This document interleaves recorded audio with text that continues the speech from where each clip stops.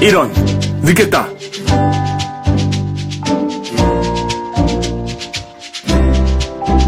안녕하세요.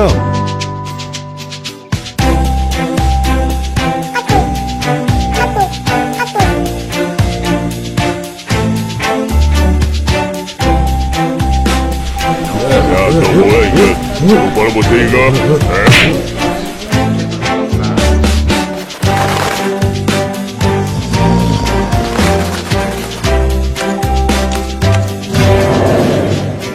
뭐야, 이건 얘네가 아니잖아!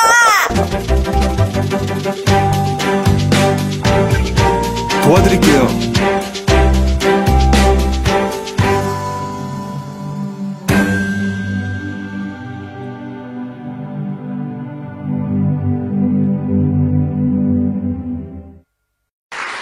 아무리 어려워도 기도하는 사람이 있으면 희망이 있고, 세상이 절망적이어도 교회가 살아있으면 희망이 있습니다. 오늘 우리 교경의 현장에 와 보니까 그래도 하나님이 한국을 쓰시고 한국을 축복하시고 우리 한국 교회를 사랑하시는 그런 모습을 보고 아주 위로받고 격려가 되고 축복이라고 생각이 됩니다. 제가 이번에 간암 수술 5번째 받았는데요. 첫 번째 수술 받을 때는 죽는 것은 그렇게 두렵거나 겁나는 것은 아닌데 교인들이 걱정이더라고요. 내가 간암으로 수술한다는 소식을 만약 교인들이 알면 얼마나 당황을 할까, 그리고 얼마나 힘들어할까.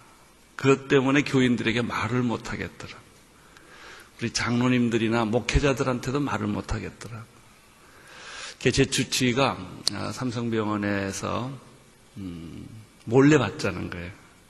요즘에 몰래가 어디 있습니까? 그래서 결국 우리 목사님, 동역자 목사님들이나 장로님들한테도 말하지 못하고 아내가 그때 미국에 있었는데 아내한테 연락을 해서 수술할 자리를 찾아보자. 그래서 일단 미국으로 가서 쉬러 간다고 말하고 미국 가서 수술을 받았습니다. 그때 제가 한 3가지를 깨닫게 됐는데, 첫째는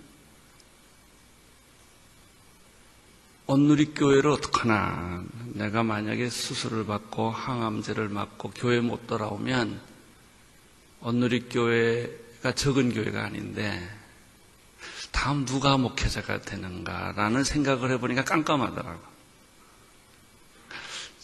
제 나이가 후계자를 생각할 나이는 아니지만 이런 일을 부딪히고 나니까 그런 사람 준비를 안 했더라고요. 그리고 그것이 꼭 암이 아니더라도 교통사고로도 죽을 수 있거든요.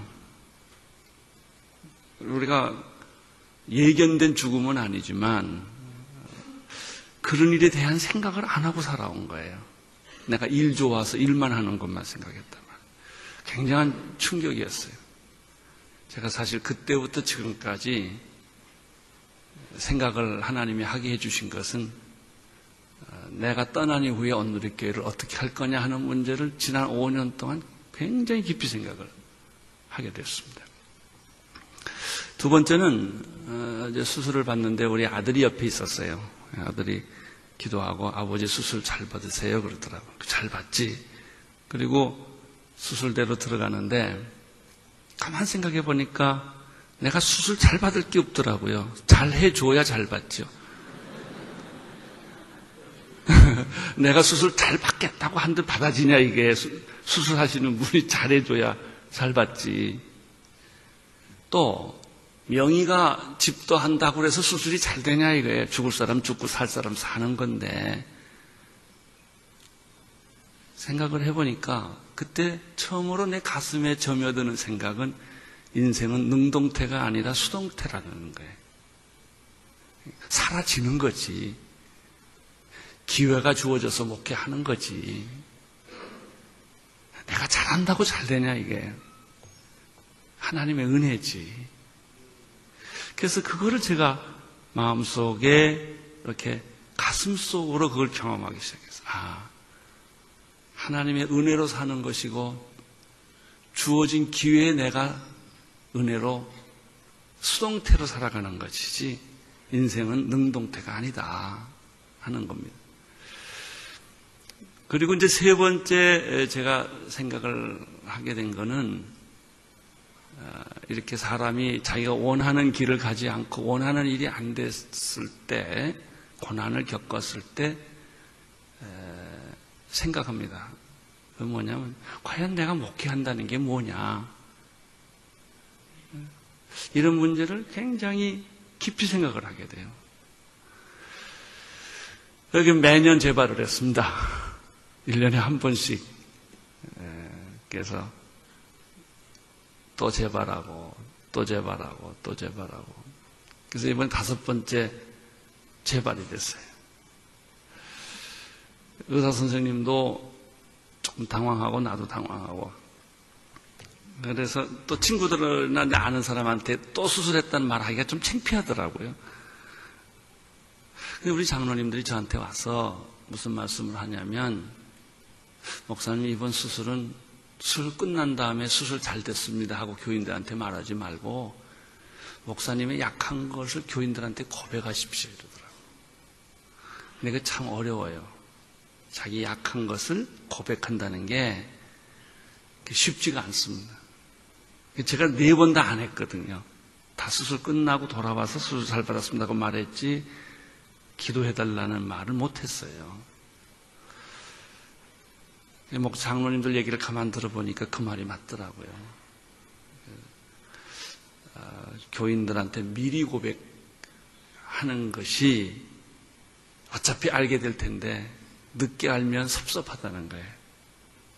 그래서 그렇게 하겠습니다. 그래서 대예배 때 제가 여기서 무릎을 꿇고 우리 장로님, 목사님들 나와서 안수하게 하고 전 교인들하고 같이 기도를 했어요.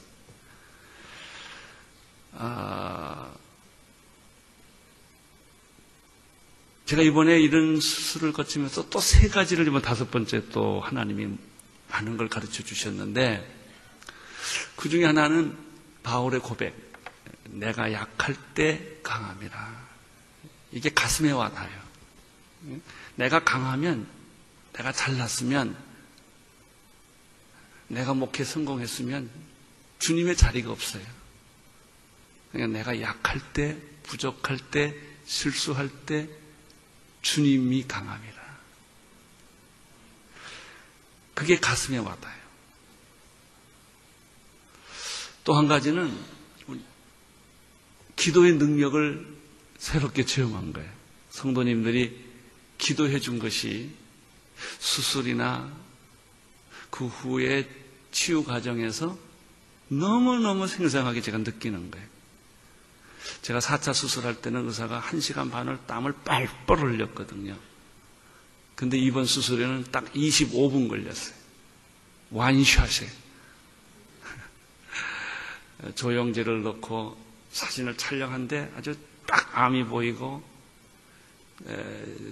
대동맥에다 카테트를 넣어서 거기다 항암제를 넣는데 딱 25분 의사도 놀래고 나도 놀래고 다 놀래고, 그리고 오늘 이 자리에 이렇게 설 수 있도록 완전하게 회복을 시켜주셨어요. 할렐루야.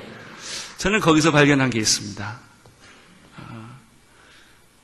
기도의 능력이에요.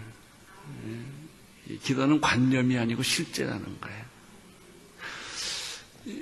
역시 기도는 오픈해야 돼요. 감추면 안 돼요. 약하면 약한 대로, 부족하면 부족한 대로. 이것을 오픈할 때 능력이 나타난다는 것입니다. 그리고 또 3번째는 첫 번째 수술 받을 때와 똑같은 것인데, 여러분 이 고난을 겪으면요 거품이 빠집니다. 군더더기가 빠지고요. 비전에도 군더더기가 있고 거품이 있습니다. 믿음에도 거품이 있어요. 그것 때문에 우리들이 상황을 파악을 잘 못하는 거예요. 하나님의 뜻과 내 뜻을 그렇게 섞는 겁니다. 그리고 하나님의 뜻이라고 말하고 하나님의 비전이라고 말할 때가 있는 거예요. 시련을 겪으면, 가난해지면, 병들면, 실패를 하면 거품이 빠지기 시작을 합니다. 제가 이번에 수술을 하고 나서 제일 먼저 한 게 음식 조절이에요. 도시락을 싸들고 꼭 의사가 먹으라는 양의 음식만 먹었어요. 그랬더니 6kg가 빠지더라고요. 3주 만에. 여러분도 식사 조절하시기를 축원합니다. 그 군살 빼십시오. 뱃살도 빼고. 그러면 앞으로 제가 목회를 얼마나 할 수 있을지는 모르겠지만 정말 그러면 하나님이 내게 맡겨준 그 비전과 사명이 뭐냐라는 것에 다시 집중을 하게 돼요. 결국 남아있는 게 뭐냐. 다 거품도 빼고 군살도 빼고 군더더기도 다 빼고 난다면 설교에 있어서도 마찬가지고 목회에 있어서도 마찬가지예요. 그게 남아있는 게 뭐냐. 내게 있어서는 그게 교회더라고요. 교회. 나는 자랑하고 어디 가서나 떳떳하게 말할 게 하나가 있어요. 난 24시간 교회를 생각하는 사람입니다. 그거 하나만 확실합니다. 내가 잘하고 못하고는 둘째치고 나는 교회를 위해서 목을 거는 사람이에요. 내가 이번에 김선일 군의 죽음을 보면서 선교란 죽을 수도 있다는 것이다. 죽으러 간 것은 아니에요. 자기가 순교한 것도 아니에요. 그러나 죽을 수도 있다. 목회는 생명 걸고 해야 합니다. 하다 힘들면 돌아가고 적당히 하는 것은 목회가 아닙니다. 우리의 목회가 뭐가 문제냐? 지식의 문제도 정보의 문제도 아니에요. 생명을 안 건 것이 문제예요.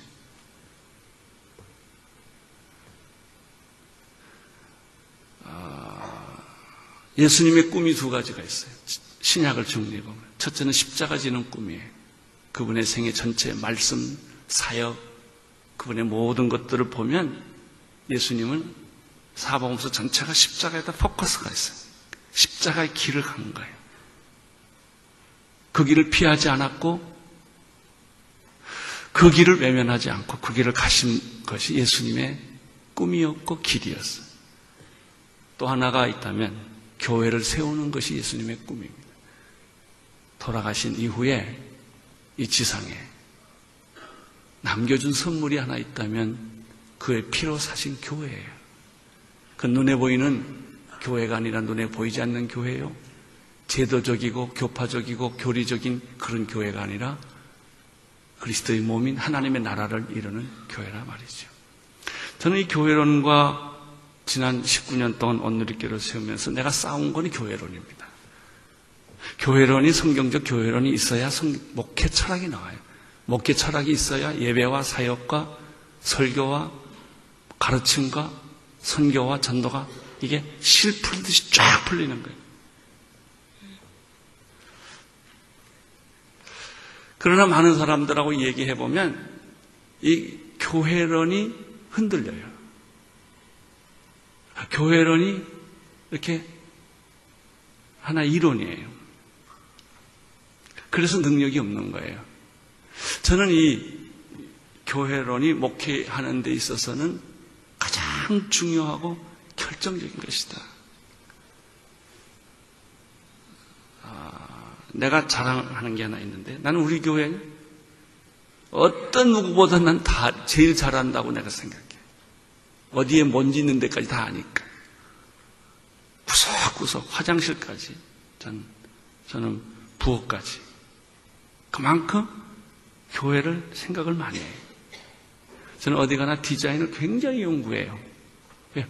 교회에다 이걸 어디다 이렇게 붙일까? 어떻게 할까? 이런 생각을 하고 수술할 때도 저는 집 짓고 수술해요. 딱 들어가면 1시간이고 2시간이고 그게 지루하지가 않아요. 그 생각만 하면 빨려 들어가니까. 과연 교회란 무엇일까? 주님의 교회. 나에게 교회에 대한 좋은 모델을 보여준 곳이 중국의 처석교회. 모태tum 지하에서 지난 50년 동안 선교사가 다 쫓겨나갔고 교회가 폐쇄됐지만 그럼 교회가 없어지냐? 아니에요. 제가 중국 교회의 처소 교회 지도자들을 만나보면서 굉장한 충격과 도전을 많이 받았어요. 1000만 명이 되는 처석교회 스트림이 7개가 있어요. 그들은 전부 네트워킹이 되어 있더라고요. 삼자교회가 한 1400만 명 돼요. 그래서 공식적으로 우리가 발견할 수 있는 게 약 한 8400만 명이죠. 그래서 누가 그러더라고요. 지옥 가도 중국 사람이 많고 천국 가도 중국 사람이 많다.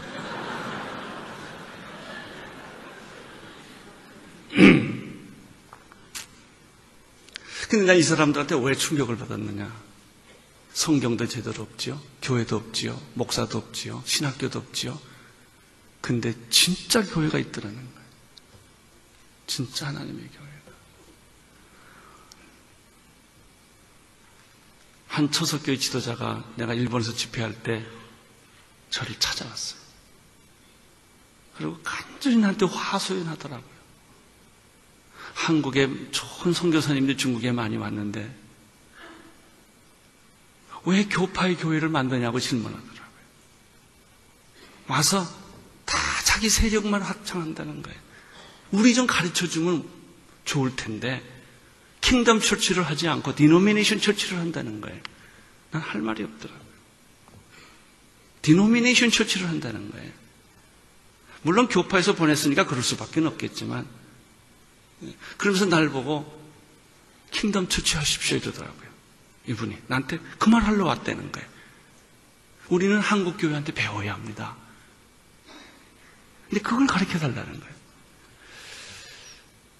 저는 그분의 얼굴에서 살아있는 교회의 모습을 봤어요.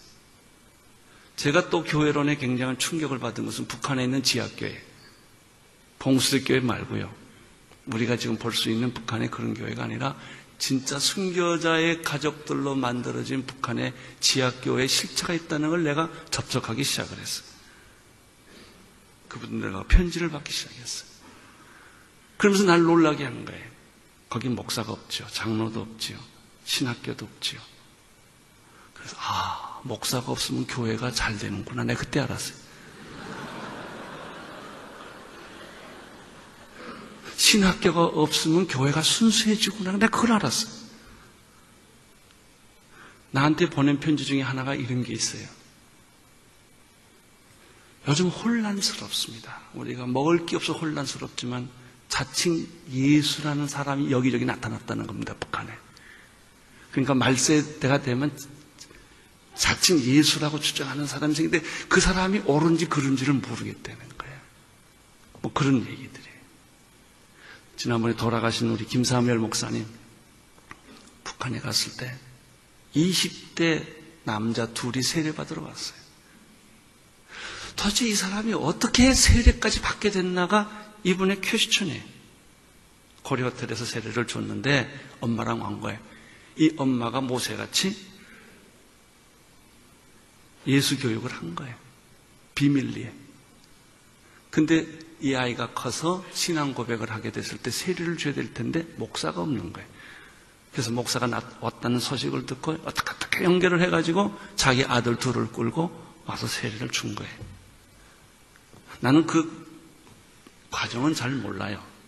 근데 확실한 거는 20대 북한에서 자란 청년 둘이 세례를 받았다는 거예요. 그 목사님이 돌아와서 쇼크를 먹었더라. 내가 둘을 세례 주고 왔습니다. 제가 그때 퀘스천하는 거예요. 도대체 이 사람이 어떻게 교회도 없고 성경도 없고 찬송가도 없고 아무것도 없는데 이 신앙을 유전해서 받았겠냐 이래.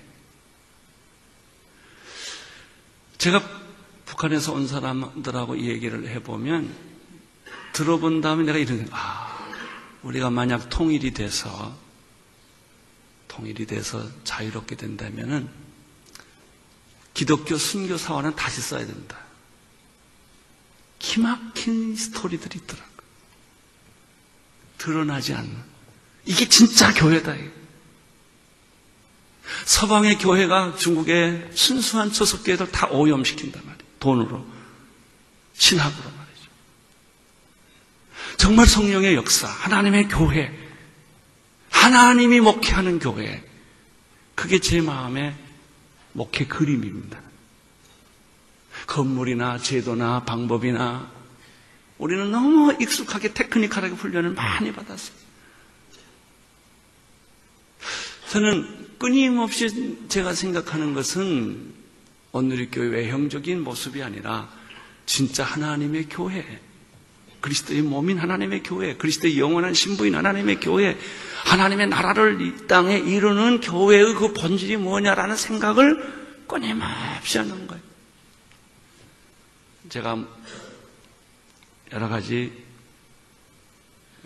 부족한 것들이 많지만 그 생각을 하게 된 거예요. 저는 교회에 대한 질문을 두 가지로 합니다.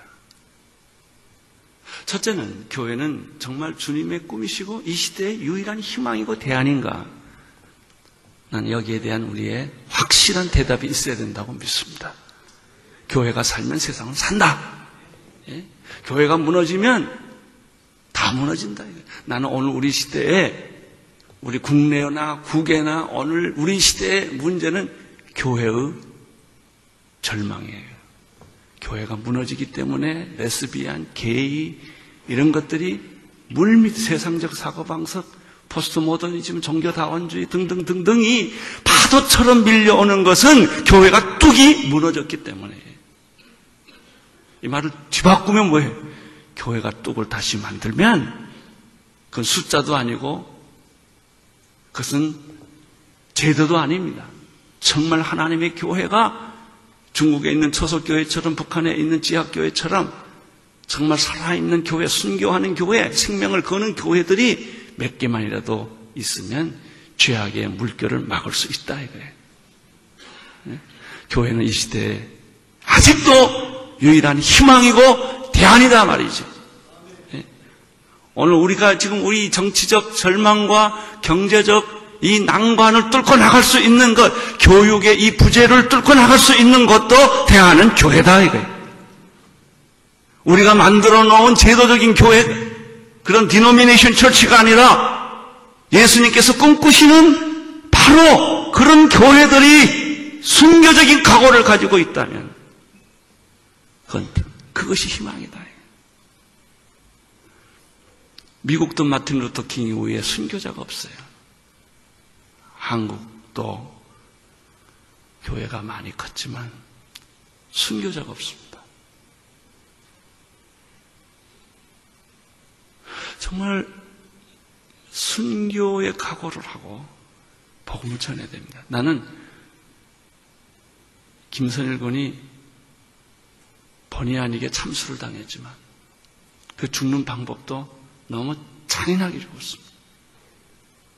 예수님이 잔인하게 죽임을 당했죠. 나는 그 피가 반드시 이라크에 복음화를 만드는 씨라고 생각해요. 될 겁니다. 이라크는 변할 거예요. 순교의 피가 뿌려졌으니까. 한국 교회가 살아날 수 있는 거는, 교회 갱신은 누군가 죽어야 됩니다.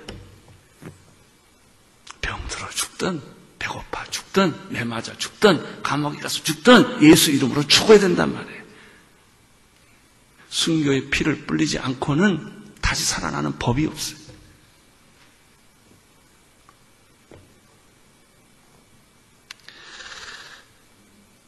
두 번째, 내 교회에 대한 내 질문은 이거예요. 교회는 정말 이 세상의 희망이고 유일한 대안인가라는 게 첫 번째 질문이고, 두 번째 나의 질문은 이상적인 교회는 존재하는가? 이상적인 교회. 주님이 원하시는 그런 교회는 존재할 수 있는가? 저는 확실하게 대답합니다. 그럴 수 있다. 그럴 수 있다. 그런 교회는 존재한다. 껍질을 벗자, 껍데기를 벗자, 가운을 벗자, 제도를 벗자, 기득권을 벗자. 이 제도권적 교회는 세상을 변화시키지 못합니다. 예수님 당시에 예수님이 외롭게 십자가에 못 박혀 죽었던 것처럼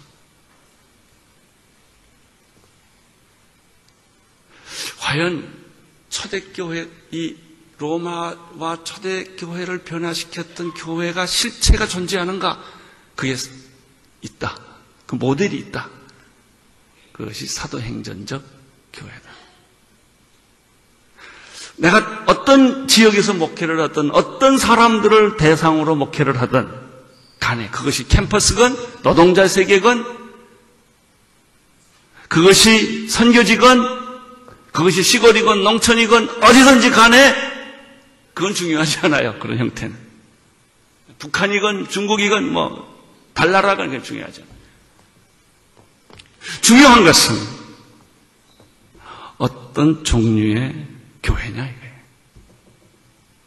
저는 그것을 가리켜 사도행전적 교회다라고 말합니다. 그것은 역사상 실체였습니다. 예수님이 말하는 교회로는 실체가 안 보이는 거예요. 그건 DNA예요. 그러나 사도행전적 교회는 눈으로 보고 손으로 만지고 귀로 듣고 경험할 수 있는 교회예요. 그게 10가지가 있다는 거예요.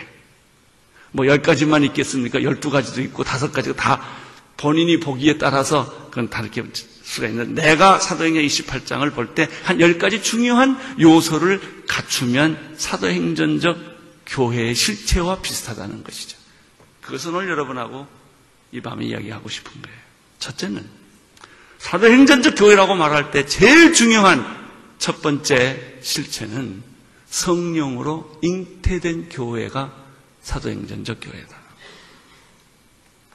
교회는 그냥 태어난 것이 아닙니다. 성령으로 해산된 교회였다. 오순절날 이미 이름에 저희가 다 같이 한 곳에 모였더니 호련히 하늘로부터 급하고 강한 바람 같은 소리가 있어 저희 앉은 온 집에 가득하여 불의 혀같이 갈라지는 것이 저희에게 보여 각 사람 위에 임하여 있더니 저희가 다 성령의 충만함을 받고 성령의 말하게 하심을 따라 다른 방언으로 말하기 시작하니라. 그리고 그들은 다락방을 뛰쳐나갔어요. 성령이 약속대로 예수님의 제자들과 120명의 무리들에게 임한 것입니다. 호련히 급하고 강한 바람 같은 소리가 나서 저의 앉은 온 집에 가득한 성령이 오는 것은 첫째 공간에 오더라고요. 공간. 나는 여기에 성령이 임하기를 축원합니다. 모인 사람들에게 성령 세례가 일어나기를 축원합니다. 성령이 그 공간을 사로잡습니다. 여러분, 봄바람이 불면 들에 꽃이 피고 가을바람이 불면 낙엽이 지는 거죠. 성령의 바람이 불면 성령의 꽃이 피는 거예요. 두 번째,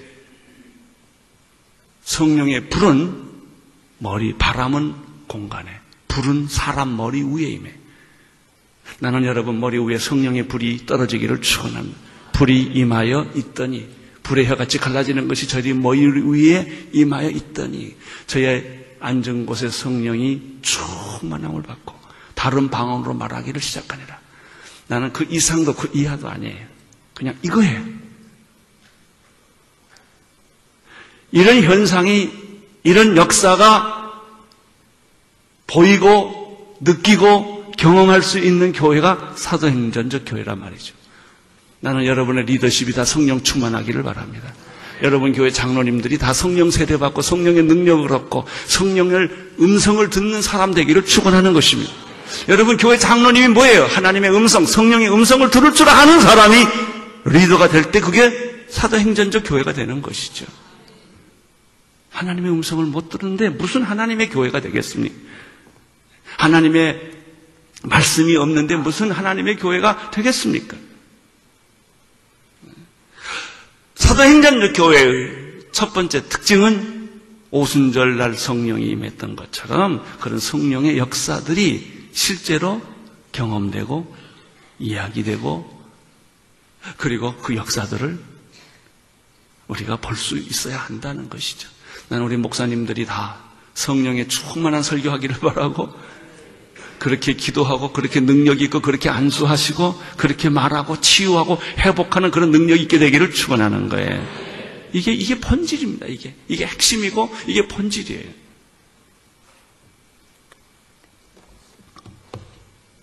생각을 많이 하면 사람이 보이고 기도를 많이 하면 하나님이 보이죠. 너무 똑똑한 거 골치 아파.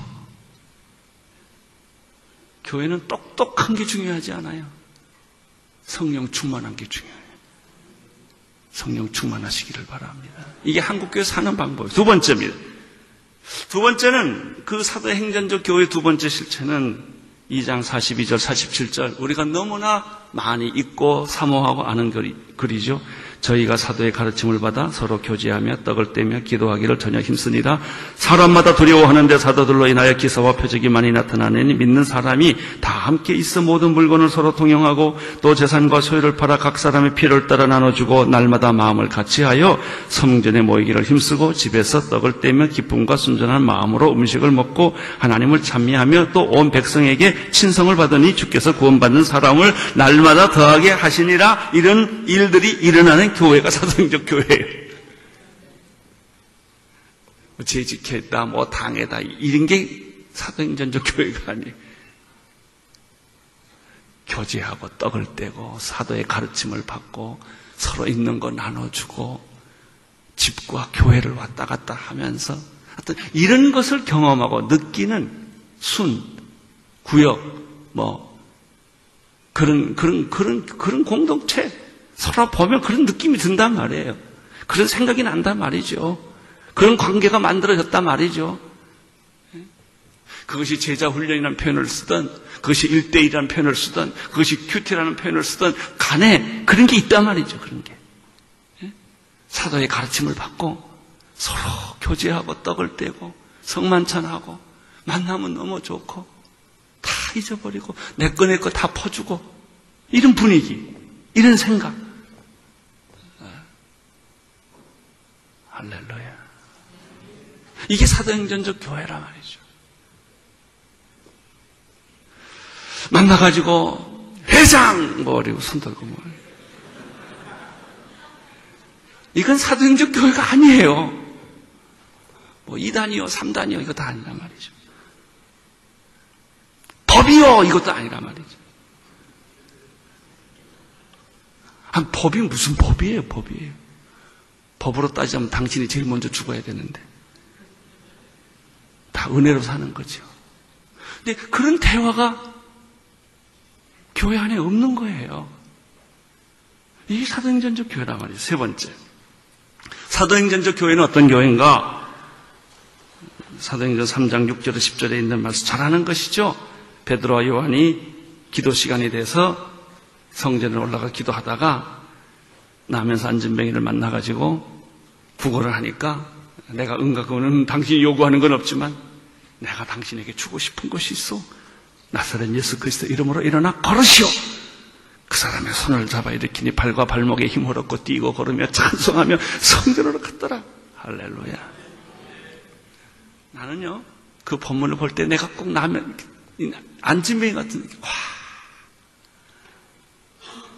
이 사람이 얼마나 좋았을까? 에? 얼마나 좋았을까? 체면이 중요하고 무슨 자존심이 중요할까? 이 순간에 사도행전적 교회는 어떤 교회냐? 날마다 기적을 경험하는 교회다 이게. 날마다 설교 시간에 기적을 경험하고 성경 공부 시간에 제자 훈련 시간에 기적을 경험하고 하나님의 그 성령의 역사들을 교인들을 통해서 목회자를 통해서 장로님들을 통해서 그냥 그 간증 듣기가 너무너무 시간이 모이면 12시에 그냥 끊을 수가 없어요. 간증이 계속되니까. 날마다 기적을 체험하는 게 병든 자가 일어나는 것도 기적이지만 예수 믿을 수 없는 사람이 예수 믿는 것도 기적 아닙니까? 제가 이번에 제주도 폭풍 때 제주도에 있었어요. 약속이라는 게 참 무섭더라고요. 고약하고. 오래전에 CBMC 전국 때 제가 주강사로 설교하기로 약속됐는데 수술을 받고 의사 선생님이 비행기는 가능하면 타지 말래요. 취소가 잘 안 되더라고요. 사실 이 모임도 좀 취소하고 싶었는데 옥 목사님 눈이 왔다 갔다 해가지고 그게 못하겠더라고요. 그래서 제주도를 갔어요. 그랬더니 한 3,500명이 등록을 했대요. 그래서 국제 컨벤션 센터에서 집회를 했는데 둘째 날 제주도에 있는 예수 믿지 않는 실업인들 700명을 초청을 했어요. 1000명한테 편지를 했는데 700명이 왔대요. 아까 대단합니다. 그래서 제일 앞자리에 그 사람들 만찬을 해드리고 뭐 이런 절 보고 이제 부탁하는 거, 이 사람도 오늘 처음 왔으니까 예수 처음 교회를 설교 듣니까 전도 설교 좀 해달래요. 그래서 전도 설교를, 그날은 전도 설교를 했어요. 전도 설교를 하고 잘 끝냈습니다. 그 다음날 이제 마지막 헤어지는 날 아침 7시에 새벽 기도를 이제 인도하고 떠나는데, 설교 다 끝났는데 중국 대표가 왔어요. 이번에 중국에서 35명이 참석을 했어요. 그 이유는 내년에는 북경에서 전 세계 CBMC 대회를 준비하고 있대요. 그래서 오셨는데 그 대표가 통역을 시켜가지고 저한테 하시는 말씀이, 이번에 우리가 CBMC의 대회에 온 사람들 중에서 예수 믿지 않는 실업인들이 따라왔다는 거예요. 그 중에 6명이 어저께 설교를 듣고 세례받기를 원하는데 목사님이 세례를 주시겠습니까? 이러더라고요. 와, 나는 설교 끝나자마자 세례받겠다는 게 나 처음에 진짜 이게 말씀이 맥혔나 봐요, 이게. 그 이 사람들이 밤새도록 잠을 못 자고 자기들끼리 의논한 결과, 중국 사람들이 지금 이 중국 같은 경우는요, 저희 교회 주보, 뭐 사랑의 예주 다 훑어갑니다. 그래서 굉장히 조심하지 않으면 정보가 다 새갑니다. 이 사람들이 여기 와서 예수 믿고 했을 때 정부로부터 핍박을 받을 가능성이 굉장히 많음에도 불구하고 어떤 세례를 받겠다는 거예요. 그때 이제 모임이 다 끝나던 때예요. 그래서 하자고, 그냥 뭐 이렇게 좋을 수가 있냐고. 그래가지고 저기 강대성에 올라오라고 그러고 중국 사람 30명하고 거기 임원들하고 남은 사람들하고 이제 세례를 주는데 물이 있어야지요. 물. 갑자기 준비를 했으니까. 물 좀 가져오라고 그래. 물이 없으니까 그 일회용 커피 컵 있죠. 그 딸딸이 먹는 커피. 그 율무차 먹는 거 있잖아요. 그게 물이 하나가 있었어요, 거기에. 물이 이거밖에 없는데요. 그래. 그거라도 하자고 가져와. 그래가지고 6명 앉으라고 그랬더니 한 명이 또 붙었어요. 7명 됐어요. 그래가지고 이 물을 어떻게 이건 그래도 유리컵 아닙니까? 그 종이컵에다 이렇게 넣어서 하려니까 이게 참 그렇더라고요. 그래서 그 옆에 이런 크리스탈, 가짜 크리스탈 받침대가 있어서 거기다가 물을 부었어요. 물이 없으니까 일단 7명을 줘야 되니까. 그리고 임기응변으로 신앙 고백 선서하고, 그때 이름을 또 불러요. 예수 그리스도를 믿기로 한 아무개에게 내가 성부와 성자와 성령 이름 세례를 줘야 되는데, 또 중국말 이름표도 없고 말이죠, 이게. 그러면 당신 이름 뭐냐 그러면 뭐라고 말하면 그냥 비슷하게 내가 또 말하는 거예요. 물이 없으니까 그 물을 여기다 손에만 이렇게 살짝 적셔가지고 이제 이마에다 대는 거예요, 이렇게. 7번 다 줘야 되니까. 그런데요, 제가 놀란 거는 그 사람들 얼굴 표정이에요. 얼굴이 펄개가지고 눈물이 글썽거리면서 세례를 받더라고요. 여러분, 그게 기적 아니겠습니까? 교회 날마다 이런 일이 있는 거예요. 세례받는 수가 날마다 더하더라. 예수 안 믿을 사람 믿고, 세례 안 받을 사람 받고, 변하지 않을 사람 변화하는 그런 간증들이 매일 있는 거예요. 매일. 목사님한테 뛰어와서 목사님 이런 일이 있었습니다. 이런 일이 있었습니다. 이런 일이 있었습니다. 할렐루야. 이게 사도행전적 교회란 말이죠. 때로는 암이 나고 때로는 병이 들고 났지만 그런 일들이 있었다는 것입니다. 사도행전적 교회는 어떤 교회냐? 사도행전 4장 1절 4절 보면 사도들이 백성에게 말할 때 제사장들과 성전 맡은 자와 사두개인들이 이르러 백성에 가르친 것 예수를 들어 죽은 자 가운데서 부활하는 도전함을 싫어하여 저희를 잡음에 날이 이미 저문 거로 이튿날까지 가두었으나 말씀을 듣는 모든 사람 중에 믿는 자가 많으니 숫자가 5천 되었다. 이렇게 되어 있어요. 8장에도 또 그렇게 되어 있고요. 사도행전의 특징이 뭔지 아세요? 서퍼링이에요. 고난이에요. 우리가 예수 믿는다고 사람들이 환영하지 않고 복음을 전한다고 사람들이 박수 쳐주지 않고 고난이 있단 말이죠. 고난. 사도행전의 주제가는 고난. 그래서 흩어지는 거예요. 예루살렘 교회는 깨진 거예요. 빠개진 거예요. 그래서 벨립도 떠나고 사마리아로 떠나고 다 떠나는 거예요. 이게 교회다, 이게. 진정한 교회는 서퍼링 처치다. 고난을 겪는 것이다. 그러나 고난을 두려워하지 아니하고 고난을 정면 돌파하는 것이다. 고난 중에서도 성장하는 교회, 고난 중에 성숙해지는 교회, 고난 중에 부흥하는 교회의 모습. 교회의 최대 위기는 안정권에 들어간 겁니다. 이번에 기본스가 저희 플러그인 집회 또 오는데 금년 3월 달에 저희 파워웨이브 때 왔어요. 이 사람은 어머니는 한국 사람이고 아버지는 미국 사람이에요. 이번에 와서 강의를 하는데 굉장히 충격을 받았어요. 주제 특강을 하는데 간증을 하더라고요. 자기 어머니는 아메리칸 드림을 가지고 한국에 있을 때 미국의 지아이와 결혼했다는 거예요. 자기를 낳았다는 거예요. 그래서 남편 따라 미국을 갔는데 온갖 천대와 구박을 다 받았다. 그런 얘기를 자기 패밀리 히스토리를 부끄럼 없이 다 얘기를 하더라. 그래서 어머니는 바느직사를 하고 남편은 딴 여자를 얻고 결국은 얻어맞고 그래서 남편한테 사랑을 받아보려고 자동차도 싹바느져 사주고 집도 사줬는데 다 가지고 날라버렸다는 거죠. 어머니는 화가 나서 술을 먹고 약에 손을 대고 자기는 그 어머니가 너무나 불쌍해서 자기의 평생 비전은 우리 어머니 좋은 차 사주고 좋은 집 해주고 행복하게 만드는 게 이 기본스의 비전이었어요. 근데 그 어머니가 어느 날 고속도로에서 음주운전하다가 교통사고로 즉사했어요. 어머니의 아메리칸 드림은 끝났다는 거죠. 동시에 자기 어머니를 잘해주고 싶었던 자기의 드림도 끝났다는 거예요. 그런 얘기를 막 하더라고요.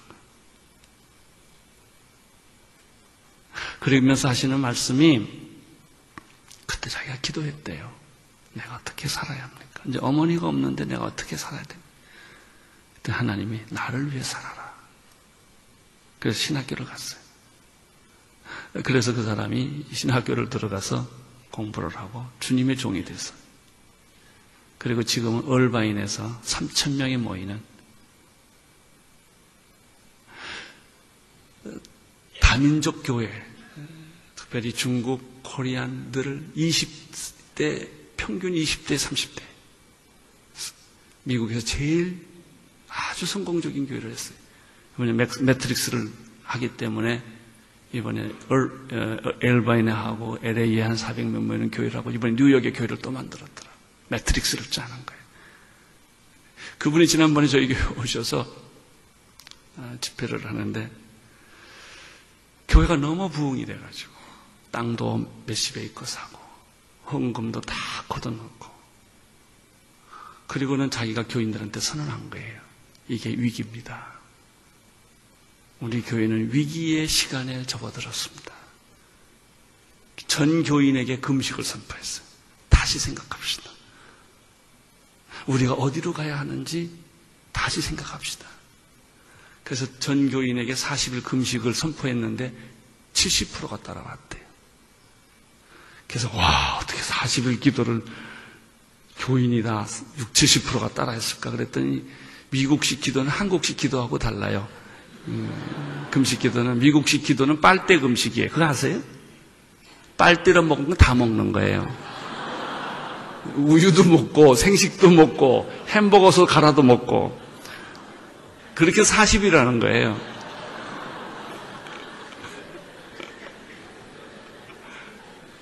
그런데 그거 쉬운 것 같으세요? 어려워요. 전교인이 빨대 금식을 60%인가 70% 했대요. 그걸 하는 동안에 우리 여기 마크체 목사님이 오셨는데 그 얘기를 가만히 듣더니 이 사람이 아이들어서 꼭 음식만 금식해야 금식이냐? TV 금식하자. TV 중독 걸린 사람, 쇼핑 중독 걸리는 쇼핑 금식, 커피 금식, 자기가 좋아하는 건 끊어보자는 거죠. 그것도 말이 되더라고요. 그런데 그렇게 금식을 하고 나니까 교회에 기적이 일어나기 시작한 거예요. 예, 여러분, 안정한다는 것은 위기라는 뜻이에요. 우리는 안정하기를 원해요. 편안하기를 원해요. 하나님은 사도행전에 보면요, 초대교회가 안정권에 들어갈 때마다 흩어버려요. 이 지상에서는 안정이 없어요. 편한 게 없다고요. 교회가 커지면 1000명이 되면 2000명이 되면 3000명이 되면 천만의 말씀. 사도행전적 교회의 중요한 코드는 서퍼링이었다. 감옥에 들어가고 굶고 매맞고 쫓겨다니고, 그게 사도 바울의 생애가 아니었습니까? 고난 중에서도 복음을 전하는 교회가 사도행전적 교회다. 성령으로 해상된 교회가 사도행전적 교회다. 예수 그리스도의 공동체를 경험하는 것이 사도행전적 교회다. 날마다 기적을 경험할 수 있는 것이 사도행전적 교회다. 고난 중에라도 두려워하거나 절망하지 않고 그것을 이겨내는 그런 공동체가 사도행전적 교회라고 말할 수가 있다. 5번째입니다. 사도행전적 교회는 어떤 교회인가? 사도행전 4장 32절, 35절에 있는 말씀처럼 믿는 무리가 한 마음과 한 뜻이 되어 모든 물건을 서로 통용하고 제 재물을 조금이라도 제 것이라고 말하는 사람이 없었다고 그랬죠? 예. 여러분, 지상의 교회에서 우리가 믿음을 살면서 가장 위대한 믿음은 말이죠, 물질을 극복하는 거예요. 이게 참 쉬운 게 아닙니다. 물질을 극복하는 것, 소유를 극복하는 것, 이기심을 극복하는 것. 그것이 초대교회였다. 여러분, 한국교회가 싸우고 헤어지는 게 예수 때문일까요? 물질 때문일까요? 예? 복음을 사수하기 위해서 우리가 싸울까요? 그런 분도 가끔 있긴 해요. 근데 가뭄에 콩나무듯이 보기 어려워, 그거는. 우리나라는 예수와 그리스도가 싸우니까.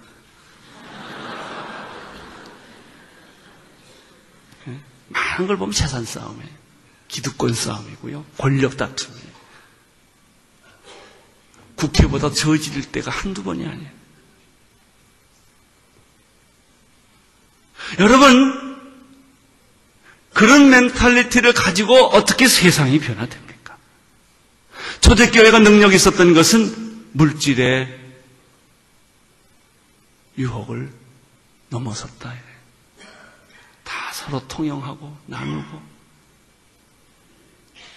라고 하는 것이었다. 이것이 초대교회였다. 우리는 돈 그러면 교회에서 얼마나 예민해. 세상보다 더 치사하게 예민하다. 돈 가지고 사람을 후려치고 조종하고, 세상에 먹는 거 가지고 사람 조종하는 게 제일 치사하고요. 돈 가지고 사람 부리는 거 웃기는 거예요. 이게. 그건 사도행전적 교회라고 할 수가 없어요. 아무리 유명하고 아무리 전통이 있고 아무리 멋있어도 권력 다툼이 일어나고 재물의 분쟁이 일어나는 것은 사도행전적 교회가 아니에요.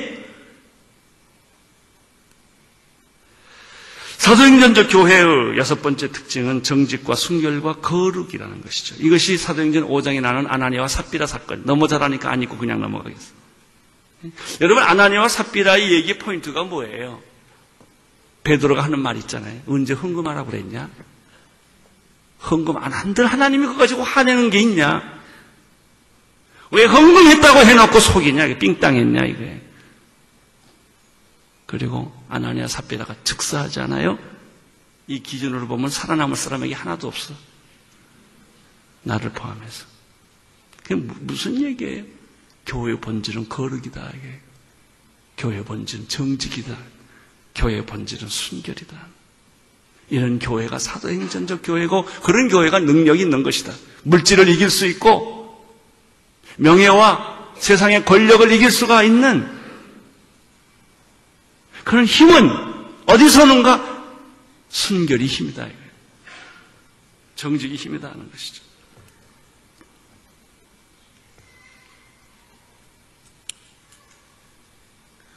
오늘날 한국 교회, 우리 교회는 이 부분에 치명적 약점을 가지고 있어요.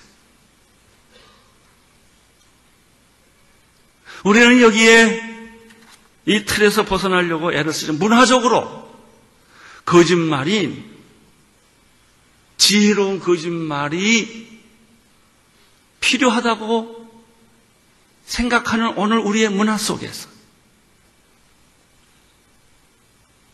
보통 사람들이 다 그렇게 사니까 상대적으로 그것은 그렇게 큰 죄가 아니라고 생각하는 문화 속에서 순결과 거룩과 정직을 말한다는 것은 이방인처럼 외롭고 고독하고 힘든 일이지만 사도행전적 교회의 특징이 뭐냐? 사도행전적 교회의 특징. 바로 순결이다 이거죠. 정직이다 이거죠. 과연 교회가 우리 사회에 이것을 해낼 능력이 있을까? 오늘같이 거짓말하고 신용불량자가 400명이 넘치는 이런 사회에서 교회가 이런 새로운 문화를 만들어낼 수가 있을 것인가? 여러분, 정말 우리 교회가 이 세상의 그 시티즌십, 정말 정직한 국민을 만들어내는 그런 영적 산실이 될 수가 있을까? 라는 질문을 우리는 스스로 하는 거예요. 왜냐하면 우리도 모르게 이미 그런 거짓말 문화, 위선적인 문화, 불법을 행하는 문화 속에서 그것을 마치 당연한 것처럼 생각하고 살아왔기 때문에 그런 거예요.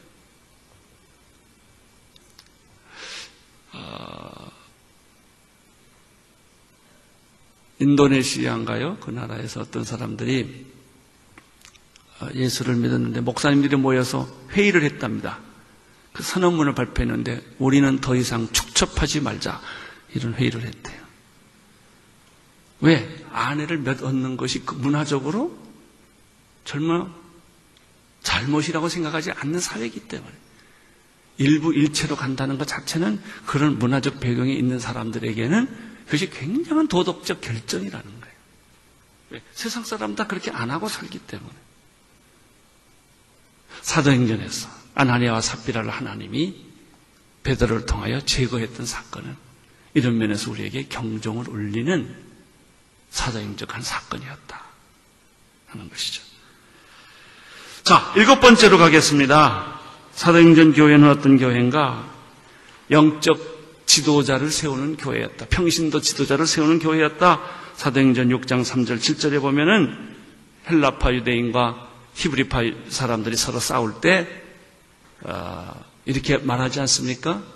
성령과 지혜가 충만한 사람, 집사를 택하고 우리는 말씀과 기도하는 전문하고 리더를 세우는 것이 있습니다. 여기서 중요한 것은 진정한 사도행전적 교회는 한 사람이 독점하는 교회가 아니다.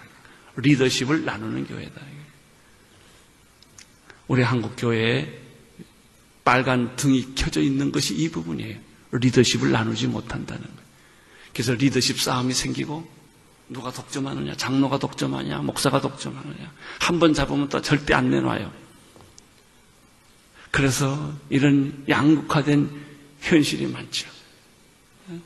정말 평신도가 이 세상을 변화시킬 수 있는 주인공인가? 여러분, 목사는 이 세상을 변화시키는 주인공이 아니에요. 우리는 나 같은 경우 여러분 마찬가지일 거예요. 난 24시간 악을 써도 예수 믿지 않는 사람 하루에 한 사람도 못 만나. 아침부터 저녁까지 다 믿는 사람들이 둘러싸여 있어요. 우리 부목사한테 둘러싸여 있고 장로들 둘러싸여 있고. 그래서 내가 그냥 막 마음을 먹고 애를 쓰지 않으면 예수 믿지 않는 사람 만날 방법이 없는 사람. 아침부터 저녁까지 새벽 기도부터 시작해서. 그런데 어떻게 세상을 변화시켜요? 평신도들은 매일 예수 안 믿는 세상 속에 사는 사람들. 여러분, 세상을 변화시키는 그들이 세상을 변화시키는 거예요. 그 목사는 뭐 하는 사람이에요? 그 평신도들을 코치하고 감독하고 도와주는 거예요. 여러분, 감독이 그라운드에 가는 거 봤어요? 감독이 선수가 잘못한다고 뛰어들어가면요, 그 게임은 그냥 끝난 거예요, 그냥. 우리 목사는 목사의 위치를 알아야 돼요. 그런데 한국교회 불행한 것은요, 어느 큰 교회, 좋은 교회는 그 목사가 유명하지 그 교회 평신도가 유명한 사람이 별로 없다는 거예요. 아무개 교회 이렇게 말하는 거예요. 세상이 변하겠냐 이게. 평신도들에게 리더십을 돌려줘야 된다 이거죠. 믿어줘야 된다 이거죠. 그들이 세상을 나가서 변화시킬 수 있도록 교회의 리더십을 나누는 비전 드림팀을 만드는 환상적인 팀을 만들어서 움직이는 데가 초대 교회였고 그것이 사도행전적 교회였다는 것이죠. 리더십의 문제입니다. 리더십.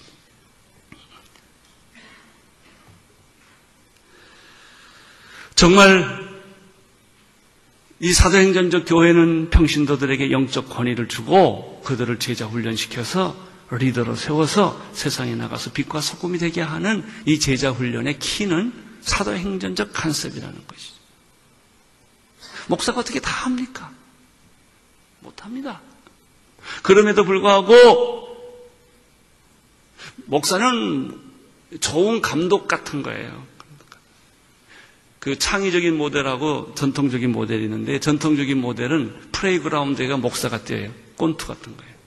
그래가지고 사탄을 케어시키는 거예요. 이렇게. 그러면 관객이 있는데 관객은 교인이에요.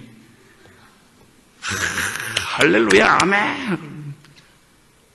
그러니까 이 스타 플레이어가 좋아하는 건 뭐 관객이 많아야 돼. 무대는 세상이에요. 이게 전통적 모델입니다. 선교적이고 창의적인 모델은 뭘까요? 플레이그라운드의 스타는 교인이에요. 그리고 목사는 그 플레이그라운드에서 뛰는 선수들을 코치하고 감독하는 사람.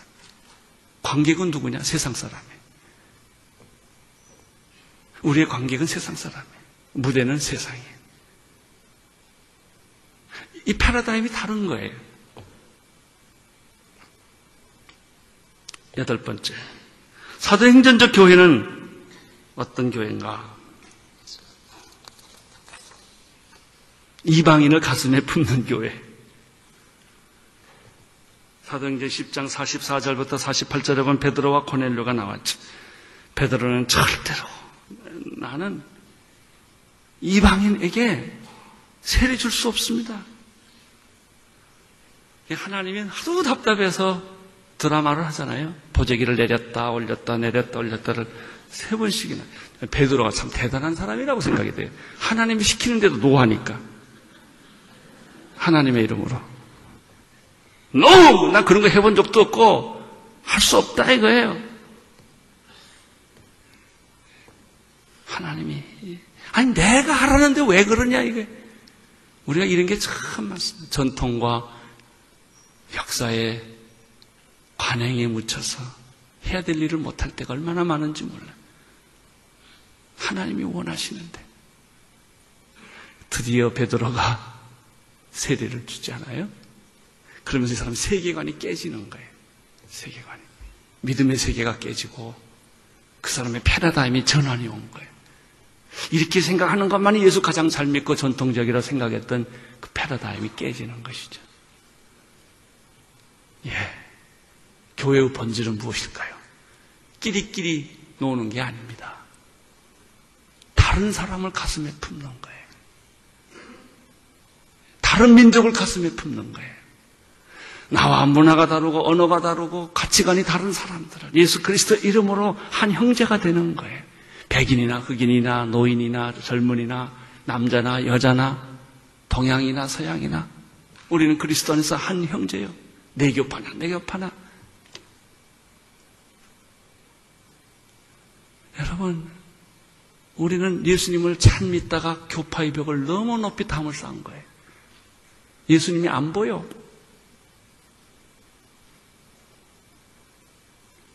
사랑하는 동역자 여러분, 진정한 사도행전적 교회는 어떤 교회인가? 문화와 언어와 그리고 모든 가치관이 다른 사람이라 할지라도 가슴에 껴안는 하나가 되는 교회. 따라서 지금 우리 한국 교회가 해야 될 가장 시급한 것은 탈북자 도와주는 거고요. 제가 탈북자를 열심히 도와보는데 문화적으로 너무 문제가 많아요. 그리고 정치적으로 압력이 있어요. 탈북자도 올라오고. 여러분, 이 땅에 들어와 있는 수많은 외국인 근로자들, 노동자들 가슴에 품어야 돼요. 그거 품으면 복 받습니다. 한국교회 복 받습니다. 우리 한국 백성들이 얼마나 잔인한지 몰라요. 여러분, 이 땅에 온 외국인 근로자들, 노동자들 가슴에 품고, 탈북자들 가슴에 품고, 조선족들 가슴에 품고, 이것이 바로 사도행전 교회의 하나의 특징이었다라고 하는 거예요. 여러분과 수준이 다른 사람을 가슴에 품는 것. 9번째, 사도행전적 교회는 어떤 교회인가? 땅끝까지 이르러 복음을 전하는 교회였다. 사도행전 13장 1절부터 3절. 그 화려했고 찬란했던 예루살렘 교회는 자취가 없어졌어요. 하루에 3,000명씩 예수 믿었고 남자만 5,000명이었고 허다한 수가 계속 있었다면 그 교회 사이즈는 분명히 3만 명이 넘었을 거라고 봐요. 초대교회 같은 인구 밀도와 통신수단과 그런 인프라가 있는 상황에서 3만 명이 넘는 것은 초대형 교회일 거예요. 그러나 사도행전의 주역을 만드는 교회는 예루살렘 교회가 아니었다는 것입니다. 사도행전을 이끌어가는 교회는 작지만, 왜소했지만 세계 선교의 꿈을 품었던 안디옥 교회였다는 것이죠. 우리가 추구해야 할 것은 대형 교회가 아니라는 것입니다. 대형 교회가 여러분의 꿈이 아니기를 바랍니다. 저도 본의 아니게 큰 교회를 하는 사람이지만 큰 교회는 갈 길이 없는 교회입니다. No way. 할수록 느끼는 것은 no way. 이런 형태로 계속 가서는 문제가 있다를 매일 절감합니다, 저는.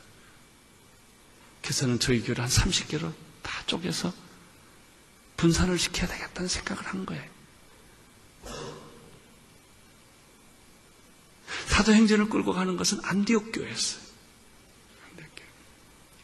안디옥 교회는 바나바와 바울이 첫 선교사로 떠난 교회라는 걸 잘 아시죠?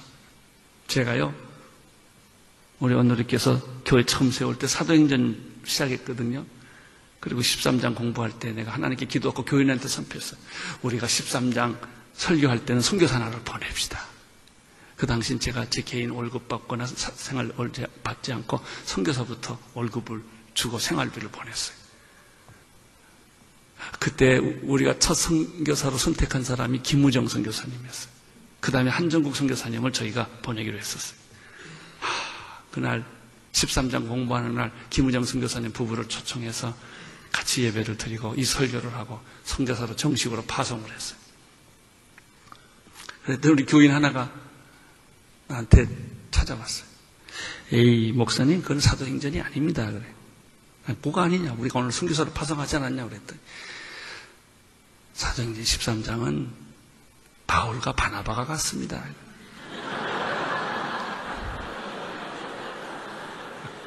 할 말이 없더라고요. 담임 목사가 가는 게 사도행전이라는 거예요. 제가 그 말에 얼마나 쇼크를 먹었겠어요. 난 잘했다고 생각을 했는데 사도행전적 교회는 담임 목사가 떠나는 교회예요. 부목사 보내는 건 사도행전적 아니에요.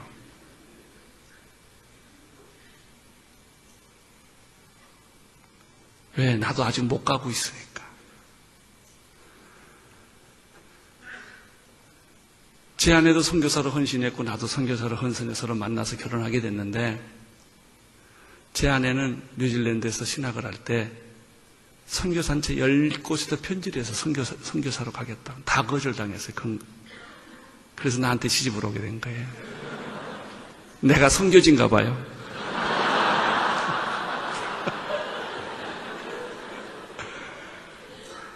나는 정말 선교사로 가고 싶어서 매번 선교장 꿈을 꾸는데 이게 안 가져요. 갈래면 아프고 폐병 걸리고 당뇨 있고 고혈압 있고 키드니 나쁘고 그래서 그냥 우물우물 목회를 하게 된 거예요. 그래서 선교사만 가면 엉덩이가 덜썩덜썩하는 거예요.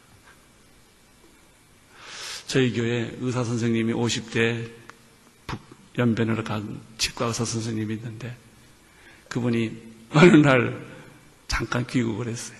목사님 나 좀 봅시다. 그래서 선교사가 보자고 그러면 또 겁이 나요. 그래서 카피탈 호텔에서 아침을 먹는데 한참 먹더니 이래요. 에이, 목사님 온누리교는 다른 사람한테 맡기시고 온누리교 할 사람 많아요. 맡기시고 목사님은 날 따라오세요. 그러면 병 다 날 거예요. 또 병 난다니까 또 마음이 흔들리더라고요.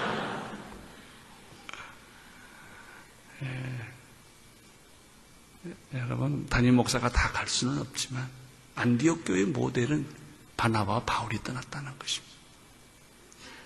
그 얘기는 가장 가치 있는 투자를 했다는 것이죠. 여러분, 선교란 가장 가치 있는 것을 투자하는 거예요. 세컨다리를 보내는 게 아닙니다. 우리 목회 다 하고 남는 돈 보내는 것도 아니고 내가 이러더라고. 우리 교회 이제 하는 게 7년 된 교회 나가라고 아주 몇 년 전부터 악을 쓰거든요. 그런데 좋은 사람은 좀 있었으면 좋겠어. 내 마음에. 목사는 5년 되면 떠나거든요. 근데 좋은 목사는 내 옆에 있었으면 좋겠어. 이게 인간의 마음이더라고. 좀 골치 아픈 사람은 떠나고. 그런 고약한 마음을 가지고 있는 내 자신을 발견한 거예요. 정말 아끼는 사람일수록 내보내야 되거든요. 내 신복, 나의 일을 같이 잘할 수 있는 사람, 이거를 잘라낼 수 있는 용기와 결단이 선교예요. 사도행전적 교회는 뭐냐? 땅끝까지 이르러 복음을 전하는 교회였다. 사도행전이 28장까지 있는데요. 12장까지고요. 선교가 13장부터 마지막까지 분량으로 봐도 제일 많아요. 그러니까 성경이 많이 강조한 거 우리가 강조하고 덜 강조하면 덜 강조해야죠. 사도행전적 교회가 13장부터 28장까지 1차, 2차, 3차 전도 여행을 하는 얘기라면 우리 교회 얘기는 전도 얘기, 선교 얘기로 꽉 차야 돼. 선교사님이 가고 들어오고 이야기 듣고 교인들이 선교에 미치고 이게 사도행전적 교회라는 것이죠. 마지막으로 사도행전적 교회는 어떤 교회냐? 사도행전 28장이 마지막 장인데요. 30절 31절 읽겠습니다. 바울이 온 이태를 자기 셋집에 유하며 자기에게 오는 사람을 다 영접하고 담대히 하나님의 나라를 전파하며 주 예수 그리스도에 관한 것을 가르치되 그 많은 사람이 없더라. 이 마지막이 참 신비스럽습니다. 드디어 그는 주 예수의 몸으로 로마를 가게 됐고 그는 로마에서 자유인이 되었어요. 그는 셋집에서 2년 동안 자기들에게 찾아오는 사람에게 예수 그리스도의 도에 대한 것을 가르쳤어요. 그 많은 사람이 없었어요.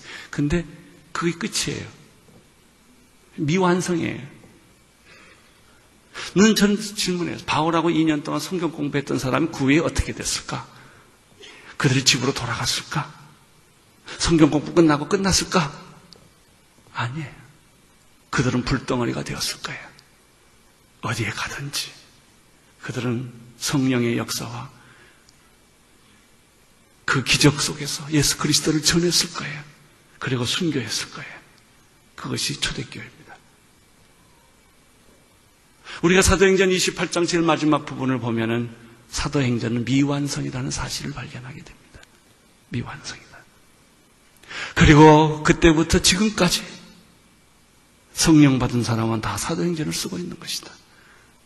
따라서 사도행전 29장이라는 것은 어떤 사람의 어떤 교회의 전유물이 아니라 사도행전적 교회를 끌고 가는 모든 사람들을 가리켜 우리는 사도행전 28장 이후를 쓰고 있는 것이다.